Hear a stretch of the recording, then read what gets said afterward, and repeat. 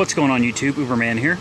So in a previous video I mentioned having to give back the Hyundai Sonata due to a customer with Turo not taking care of it, kind of messing it up, and the fact that the dealer was not able to lock in the interest rate that I signed up for. Therefore I opted to give the car back, and my F-250 was having some issues after taking it mudding, and the issues just were too much for me to continue putting any more money into it. So I took the money that I got back from my Sonata, put it in the bank, took my F-250, traded it in on this, and this is the new Uber car. It is a 2012 Chevy Cruze Eco. The Eco comes with a 1.4 liter turbocharged engine. It's got a 6-speed automatic transmission. So far, I like it. I mean, I've had a lot of cars. You guys know this. If you've been following me for any length of time, you know that I go through a lot of cars. And part of it's just because it's kind of a hobby of mine. It's just something I do. This, so far, is a good car. It isn't what I wanted. I was going to pick up a 2010 Genesis Coupe with the 3.8 liter V6. It has like 305 horsepower. I had my heart set on that car, but things just didn't work out that allowed me to get it. So next I was going to get a 2012 BMW, I believe it's a 328i, or maybe it's a 325. I think it's a 325i. But what he wanted for it was just too much. And this little thing was definitely not what I was looking for, but you know what? It was sitting there, and I thought, what the heck? The price was right. It's a cheap car. This I'll be using this for Uber instead of the Elantra. It's by no means perfect, and that's exactly why I feel this would be a better suit for Uber. So while I'm showing you this car, I want to show you my current Uber setup. Honestly, the car is clean. It's got a cigarette burn right here. You can see it very clearly. I'll be taking care of that. And I know the seats look, on my phone, they look purple, but I assure you they're black. I don't know what the issue is with the color here, but these seats are most certainly black with white stitching. But I will be taking care of that cigarette burn. And I got the windows tinted. I had the windows tinted myself for like $180.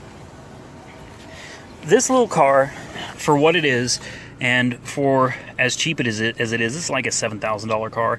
It's got 86,000 miles on the odometer. It's still under factory warranty. I was surprised to find that out through GM. I routinely have been getting in the 40s as far as miles per gallon. This is something I'll be selling in my store in the near future. I've been using these for a while now, and I swear by them. This is a wireless charger. The way it works, if you have a phone capable of wireless charging, which a lot of them nowadays are, you simply take your phone, stick it in here, close the sides on it, and it charges on its own. No more plugging and unplugging any of this, and there's a button on the back that releases it.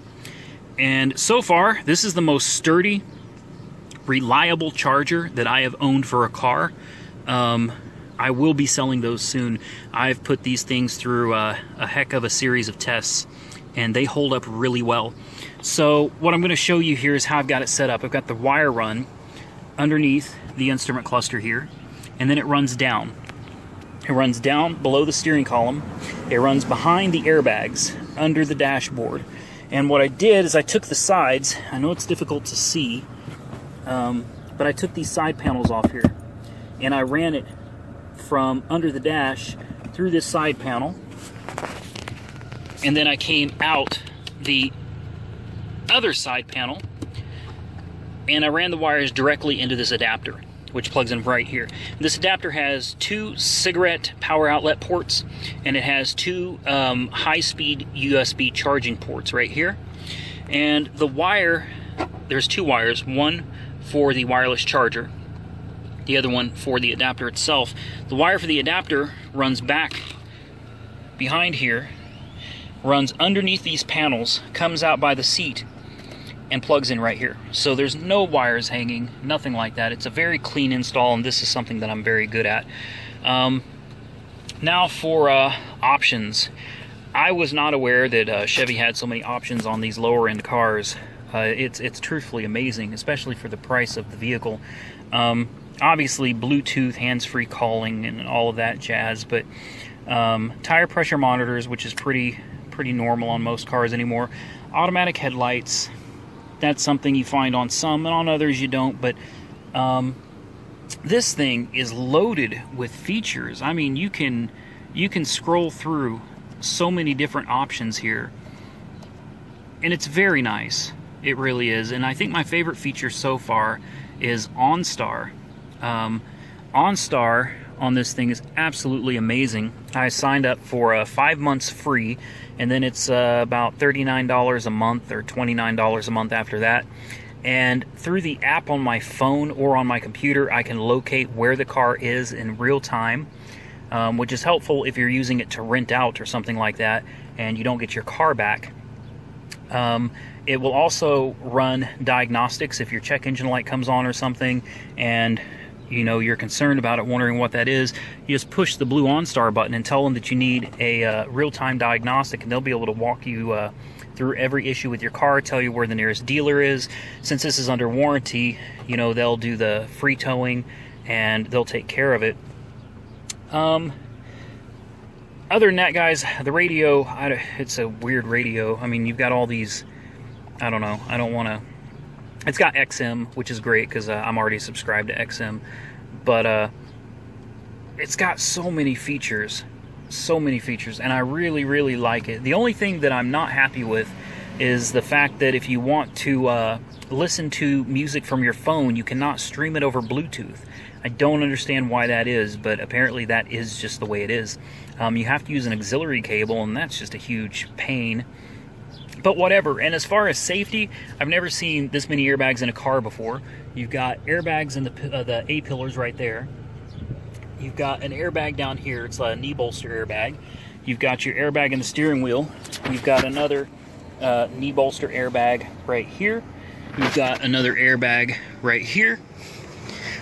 You have another airbag in this seat right here. Another one in that seat right there. Moving to the back, you have airbags in these seats. I don't know why I'm not seeing, there it is. You have airbags in the back seats, and yes, more cigarette burn holes. 3 of them that I will have filled in. You also have airbags back here on both sides, obviously. And again in the seat over there. This thing is absolutely loaded with airbags.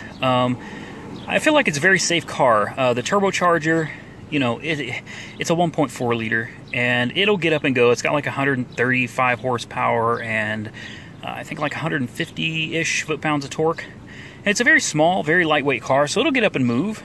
It runs good, it drives great.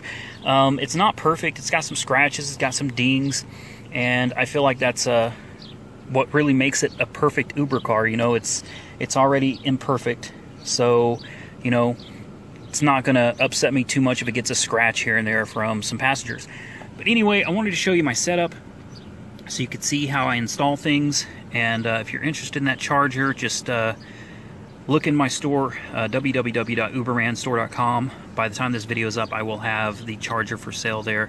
A great charger. You'll absolutely love it as long as your phone supports wireless charging. So be sure of that.